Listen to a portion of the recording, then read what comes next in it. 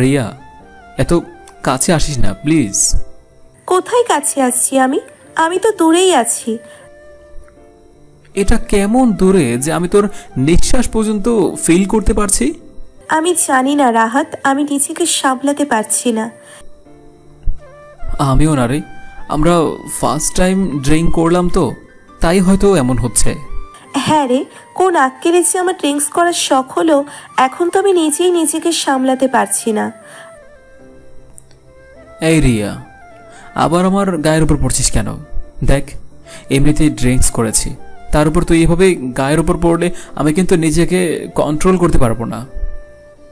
আমিও নিজেকে কন্ট্রোল করতে পারবো না, আমার মাথা ঘুরছে রাহাত। আমারও মাথা ঘুরছে, চোখের সামনে সবকিছু কেমন ঘুরপাক খাচ্ছে। হঠাৎ আজকে তোকে এত হ্যান্ডসাম লাগছে কেন রে? তোকেও আজকে কেন যেন আমার কাছে খুবই সুন্দর লাগছে, কেন যেন মনে হচ্ছে তোকে একটা কিস করে। Can I kiss you Riya? Yes, you can. তারপর রাহাত গিয়ে রিয়াকে কিস করে ফেলল। রিয়াও রাহাতকে জড়িয়ে ধরে চরম উত্তেজিত হয়ে কিস করতে লাগলো। তারপর এক সময় রাহাত আস্তে আস্তে রিয়ার পিঠে হাত বুলাতে লাগলো। ধীরে ধীরে ওদের মধ্যে কিসের থেকেও অনেক বেশি কিছু হয়ে গেল। সকালে ঘুম থেকে উঠে রিয়া নিজেকে আর রাহাতকে এভাবে দেখেও কিছু বুঝতে পারল না, কারণ রাতের নেশার ঘোর এখনও কাটেনি রিয়ার। রিয়া আর রাহাত হচ্ছে খালাতো ভাই বোন, বলা যায় ওরা বেস্ট ফ্রেন্ড। ওদের বাবা মা আজকে একটা বিয়েতে গেছে, তাই রিয়া রাহাতকে কল করে বলেছিল মদ আনতে। আজকে নাকি রিয়ার ড্রিঙ্কস করার শখ হয়েছে। পরে রিয়ার রিকোয়েস্টে রাহাত ওদের বাসায় মদ নিয়ে গেছিল। তারপর রাতে ওরা দুজন মিলে মদ খেয়েছে। মদের নেশায় ওরা দুজনেই নিজেদের লিমিট ক্রস করে ফেলল। কিন্তু রাতে মদের নেশায় ওরা কি করেছে সেটা সকালে আর মনে রাখতে পারল না। রিয়া রাহাতের বুক থেকে উঠে গিয়ে গোসল করে ডাইনিং টেবিলে গিয়ে রাহাতকে খাওয়ার জন্য ডাকতে লাগলো। গোসল করার পর রিয়ার নেশার ঘোর অনেকটা কেটে গেল। রাহাতও নেশা নেশার চোখে উঠে গিয়ে গোসল করে আসলো। একটু পর গিয়ে খেতে বসলো। এমন সময় রাহাতের খালা খালু বাসায় চলে আসলো। ওরা এসে বাসায় রাহাতকে দেখে জিজ্ঞেস করলো যে রাহাত এখানে কেন? পরে রিয়া বলল যে মা, আসলে রাহাত সকালে এসেছে এখানে, খালাও তো তোমার সাথেই বিয়েতে গেছে, তাহলে ও খাবে কি, তাই এখানে চলে এসেছে। আমি আমাদের জন্য রান্না করলাম আর কি। তুমি যাও, ভিতরে গিয়ে ফ্রেশ হয়ে নাও। খালা, তুমি চলে এসেছো? তার মানে আমার মাও এসে গেছে, তাই না? আমি তাহলে খেয়েই বেরিয়ে পড়ছি। রিয়ার মা ঠিক আছে বলে ভেতরে চলে গেল। তারপর রিয়াকে বলল, কিরে রিয়া, আমার মাথা এমন ঝিমঝিম করছে কেন রে? জানি না রে, আমার মাথাটাও কেমন ঝিমঝিম করছে। ইস, আচ্ছা কালকে রাতে কি হয়েছে? আমি তো কিছুই মনে করতে পারছি না। আমি নিজেই কিছু মনে করতে পারছি না, তোকে কি বলবো।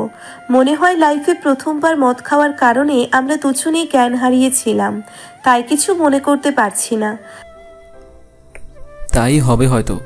ওই যে তোর সাথে বসে 2 প্যাক খেলাম, এরপর আর কিছুই মনে নেই, খালি সব ঝাপসা ঝাপসা আসছে। আমারও একই অবস্থা রে। আচ্ছা, এতক্ষণে নিশ্চয়ই খালামণি বাসায় এসে গেছে। তুই বাসায় যা এবার, আর দেরি করিস না। ঠিক বলেছিস তুই, আমি হাত ধুয়ে আসছি, বাসায় যাব আমি। আর যাওয়ার সময় আমার রুম থেকে মদের বোতলটা নিয়ে যাবি, তারপর ওটা ডাস্টবিনে ফেলে দিবি। মা যদি বোতলটা দেখতে পায় তাহলে আবার খবর আছে।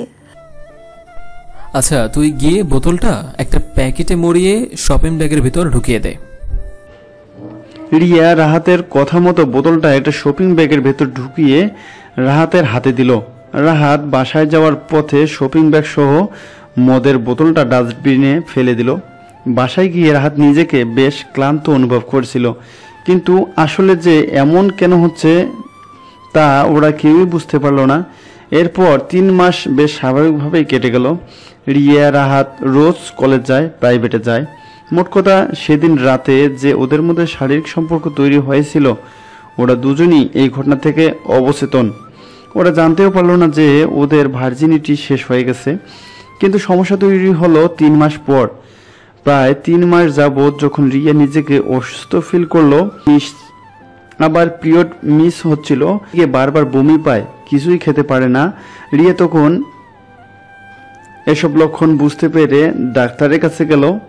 ডাক্তার লক্ষণগুলো শুনে প্রথমে ভাবলো রিয়া প্রেগনেন্ট, তাই রিয়াকে কংগ্রাচুলেশনস জানালো। কিন্তু পরে রিয়া যখন বলল যে ওর এখনো বিয়েই হয়নি, তখন ডাক্তারের হাসিমাখা মুখটা একদম মলিন হয়ে গেল। তারপর ভাবলো হয়তো রিয়ার পেটে টিউমার হয়েছে, তাই এরকম লক্ষণ দেখা যাচ্ছে। টিউমার ভেবে ডাক্তার রিয়াকে কিছু টেস্ট করতে বলল। রিয়া ডাক্তারের কথা মতো সব টেস্ট করালো, কিন্তু না, রিয়ার টিউমার হয়নি। তারপর ডাক্তার রিয়ার প্রেগনেন্সি টেস্ট করালো। রিয়ার প্রেগনেন্সি রিপোর্ট অনুযায়ী রিয়া 3 মাসের গর্ভবতী। এটা দেখে তো ডাক্তার অনেক অবাক হলো।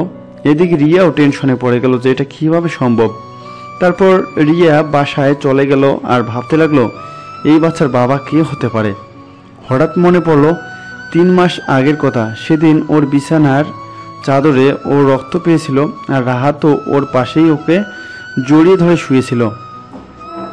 রিয়ার আর বুঝতে বাকি রইল না যে সেদিন ওর সাথে রাহাতের শারীরিক সম্পর্ক হয়েছিল। রিয়া তৎক্ষণাৎ রাহাতকে কল করলো। হ্যালো রাহাত, কোথায় তুই? আমি এই তো আছি, কাছাকাছি আছি। তুই বল, কিছু বলবি? তুই কি বাইক চালাচ্ছিস? আর হ্যাঁ, আমি বাইকে আছি, সমস্যা নেই, তুই বল। কি বাইকটা সাইডে থামা, তারপর বলছি। তুই অনেক জেদি রে। আচ্ছা 1 মিনিট, আমি সাইড করে নেই। হয়ে গেছে, এবার বল কি বলবি। রাহাত, সেদিন কি আমাদের মধ্যে কিছু হয়েছিল? সেদিন মানে কোন দিন? আর আমাদের মধ্যে আবার কি হবে? 3 মাস আগে যখন তুই আর আমি আমাদের বাসায় বসে প্রথম মদ খেলাম, সেদিনকে কিছু হয়েছিল আমাদের মধ্যে? কিছু হয়েছিল বলতে তুই কি বোঝাচ্ছিস? আমি বুঝতে পারছি না, দয়া করে বুঝিয়ে বল। কিছু বলতে সেক্স। ওই দিন কি আমাদের মধ্যে সেক্সুয়াল সম্পর্ক কিছু হয়েছিল? কি বলছিস তুই? তোর সাথে আমার সেক্সুয়াল সম্পর্ক? এটা কিভাবে সম্ভব? আমি কিভাবে জানবো? তুই বল হয়েছিল কিনা। আমি জানি না রিয়া, আমার মতে আমাদের মধ্যে এরকম কিছু হওয়ার কথা না। কিছু যদি নাই হয়ে থাকে তাহলে আমি প্রেগনেন্ট হলাম কিভাবে? আমার পেটে বেবি আসলো কিভাবে? আমার তো তুই আর মেঘা ছাড়া আর কোনো বন্ধুই নেই। আর বিয়ের আগে সজ্ঞানে আমি কারোর সাথে কখনোই সেক্সুয়াল সম্পর্কে জড়াবো না। তাই যদি কিছু হয়ে থাকে তাহলে আমি মাতাল অবস্থায় থাকাকালীনই হয়েছে। আর মাতাল আমি 3 মাস আগে হয়েছি, সেটাও তোর সাথে। তাহলে তুই ছাড়া এটা আর কেউ হতে পারে না। রিয়া, যদি কিছু হয়েও থাকে তাহলে আমি জানি না। সেদিন যেমন তুই ফার্স্ট টাইম ড্রিঙ্ক করেছিলি, তেমনি আমিও ফার্স্ট টাইম ড্রিঙ্ক করেছিলাম। তাই তুই যেমন নেশায় মাতাল হয়েছিলি, তেমন আমিও মাতাল হয়েছিলাম। এখন যদি সেদিন কিছু হয়েও থাকে তাহলে কি এটা আমার মনে থাকার কথা? তুই বল। আমি জানি না রাহাত, আমি কিচ্ছু জানি না। আমি আর বাঁচবো না রাহাত। আমার বাবা মা যদি এটা জানে তাহলে কি হবে ভেবে দেখেছিস তুই? বিয়ের আগে 3 মাসের বাচ্চা পেটে, কিভাবে জানাবো আমি বাসায়? বাবা তো পুরো ভেঙে পড়বে রে। রিয়া, রিয়া প্লিজ শান্ত হ। দেখ, উল্টা পাল্টা কোনো ডিসিশন নিবি না। আমি এখনই তোদের বাসায় আসছি। আমি যতক্ষণ না আসি তুই চুপচাপ রুমে বসে থাক, আমি এসে সব ঠিক করে দেব। কি ঠিক করবি তুই? বাচ্চাটা ফেলে দিতে বলবি, তাই তো? আমি পারবো না রে। আমি যেমন আমার বাবা মায়ের সন্তান, তেমনি আমার পেটের সন্তানটাও আমার। যদি বাঁচি তাহলে আমরা একসাথে বাঁচবো, আর মরলে একসাথে মরবো। তুই কোনো চিন্তা করিস না। নিশ্চয়ই সেদিন আমারও দোষ ছিল, তাই এমন হয়েছে। শুধুমাত্র ছেলেদেরকে দোষ দিলেই তো হয় না, আমারও দোষ ছিল। তাই যা শাস্তি পাওয়ার আমি আর আমার গর্ভের সন্তান পাবো। আমি আত্মহত্যা করব রাহাত। ভালো থাকিস। হাঁটিয়ে একটা চর মারবো তোকে রিয়া। বাচ্চাটা তোর একার না যে তার প্রতি তোরই শুধু মায়া থাকবে, আমার থাকবে না। সন্তানটা যতটুকু তোর, ঠিক ততটুকুই আমার। তুই কিভাবে ভাবলি যে আমি আমাদের সন্তানকে মেরে ফেলতে বলবো? আর আমি রাহাত, দায়িত্ব নিতে ভয় পাই না। তোর পেটে যদি আমার সন্তান বেড়ে ওঠে তাহলে আমি অবশ্যই তোকে বিয়ে করব, আর সেটাও আজকেই। তুই বাসায় বস, আমি আসছি। আজকেই আমরা কোর্ট ম্যারেজ করব, তারপর বাসায় জানাবো, দেখি কে কি বলে। না রাহাত, আমি চাই না যে একটা ভুলের জন্য তুই তোর জীবনটা এভাবে নষ্ট করিস। আমি নিজেই একটা নষ্টা মেয়ে, তাই আমার সাথে বিয়ে হলে তোর জীবনটাও নষ্ট হবে। সেটা আমি হতে দিব না। তুই ভুল ভাবছিস। আমি আগে থেকেই তোকে ভালোবাসতাম। ভেবেছিলাম সময় সুযোগ বুঝে আয়োজন করে তোকে আমার ভালোবাসার কথা জানাবো, কিন্তু তা আর হলো না। তোর প্রতি আমার ভালোবাসাটা প্রকাশ করার জন্যই হয়তো আল্লাহ তোর গর্ভে আমাদের সন্তানকে লালন পালন করছে। সত্যি বলছিস? তুই ভালোবাসিস আমাকে? রে, অনেক ভালোবাসি। এখন তো আরো বেশি ভালোবাসি তোকে। কেন? কারণ এখন তুই আমার বাচ্চার মা। তোর প্রতি ভালোবাসাটা আরো বেশি হয়ে গেল রে। আমরা কাজী অফিসে যাব, আমি আসছি, তুই রেডি হ। ঠিক আছে। লাল শাড়ি পরেই রেডি হবি কিন্তু। আর হ্যাঁ, চোখের পানি মুছে ফেল। আর তোর চোখে পানি দেখতে আমার মোটেই কিন্তু ভালো লাগে না। যা বলছিস তাই হবে। তারপর রাহাত আসলো রিয়াকে নিয়ে যেতে। রিয়া লাল রঙের একটা সুতির শাড়ি পরে রেডি হয়ে নিল। রাহাত আসার পর দুজনে একসাথে বেরিয়ে গেল কাজী অফিসে। ওখানে গিয়ে দেখলো রাহাত আগে থেকেই ওদের বন্ধুদেরকে কল করে এখানে এনে রেখেছে সাক্ষী হওয়ার জন্য। তারপর সবাই মিলে ওদের বিয়েটা পড়িয়ে দিল। বিয়ে সম্পন্ন হওয়ার পর সবাই রিয়া আর রাহাতের নতুন জীবনের জন্য দোয়া করলো। রাহাত রিয়ার হাত ধরে রিয়াকে বলল, এই যে হাত ধরলাম, আর ছাড়ছি না। যদি কখনো এই হাত ছাড়ার পরিস্থিতি তৈরি হয় তখন কি করবি? পরিস্থিতি সামলে নেব, কিন্তু তোকে ছাড়বো না। এই কথাটা যেন মনে থাকে।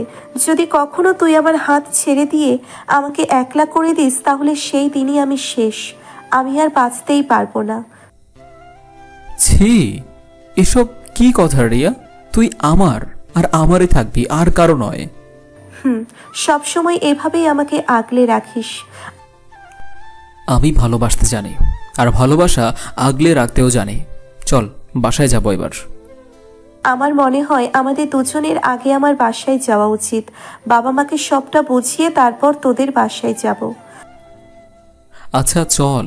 আমি জানি খালু আমাকে অনেক ভালোবাসে, তাই আমি কিছু বললে কখনো তা ফেলবে না। তাছাড়া আমি পাত্র হিসেবে মন্দ নই। বাবা তো বুঝবে, কিন্তু মা যদি না মানে তখন? আরে খালু মানলে খালামণিকে বানানো তো আমার বাম হাতের খেলা। আগে দেখো না হোতা হে ক্যা। আচ্ছা চল। তারপর রাহাত আর রিয়া ওদের বন্ধু বান্ধবকে নিয়ে সবাই মিলে রিয়াদের বাসায় গেল।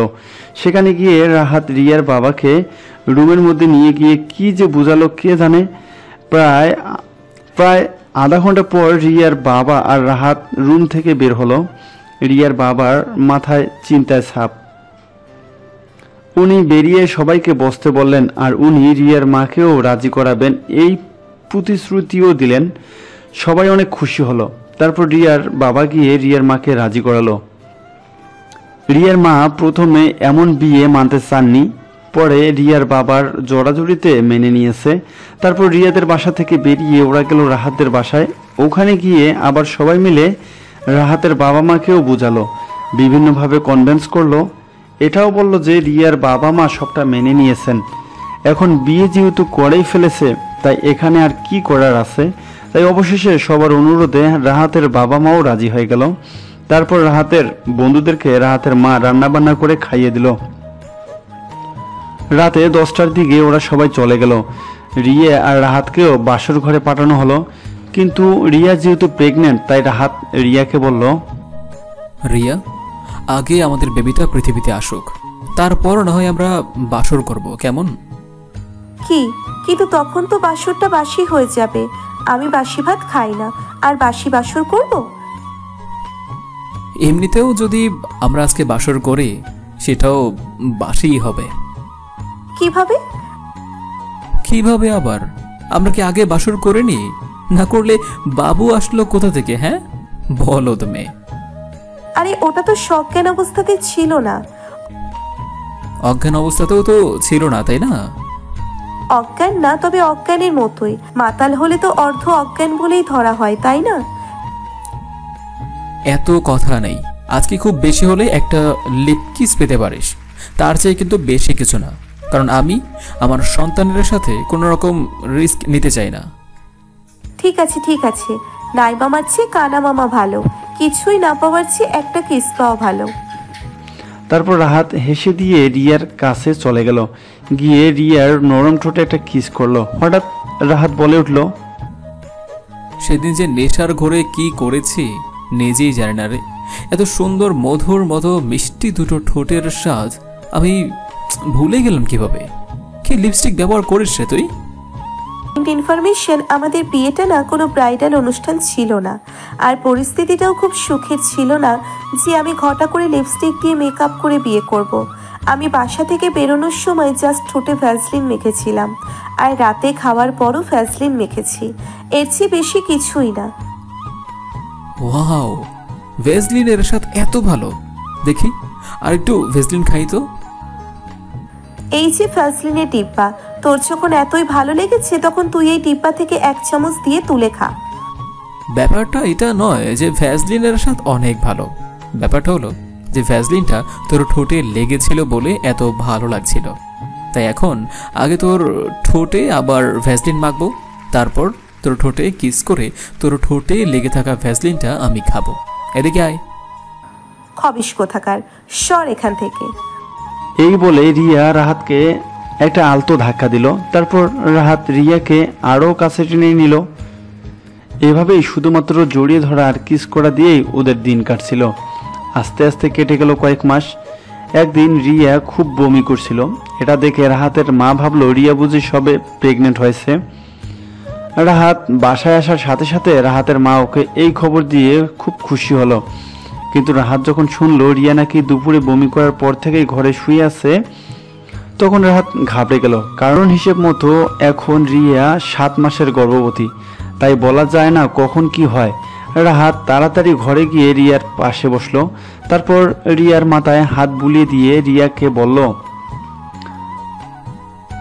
রিয়া, খুব খারাপ লাগছে কি? রে, আজকে সারাদিন কিচ্ছু খেতে পারিনি, তার উপর পেটে অনেক ব্যথা করছে। হঠাৎ এসবের কারণটাও আমি বুঝতে পারছি না। আমার মনে হয় কি আমাদের এখনই একবার ডক্টরের কাছে যাওয়া উচিত। তো এখন কিভাবে যাব? রাত প্রায় 9টা বাজে, এমন সময় বের হলে খালামণি খালু কি বলবে? থুর, তুই এখনো এসব নিয়ে পড়ে আছিস। নিজে বাঁচলে বাপের নাম। আগে চল, ডক্টরের কাছে যাব আমরা। তারপর রাহাত আর দেরি না করে রিয়াকে নিয়ে হাসপাতালে গেল। সেখানে গিয়ে জানতে পারলো রিয়ার হিমোগ্লোবিন লেভেল একদম কম, তার সাথে প্রোটিনের মাত্রাও খুব কম, এদিকে আয়রনের অভাব।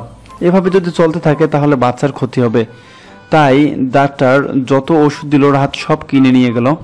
সাথে সিবিট আর গ্যাসের ট্যাবলেট তো আছেই। হাসপাতাল থেকে বাসায় আস্তে আস্তে 11টা বেজে গেল।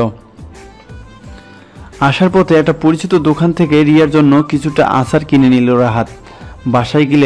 বাসায় গিয়ে রাহাত নিজের হাতে রিয়াকে ভাত খাইয়ে দিল।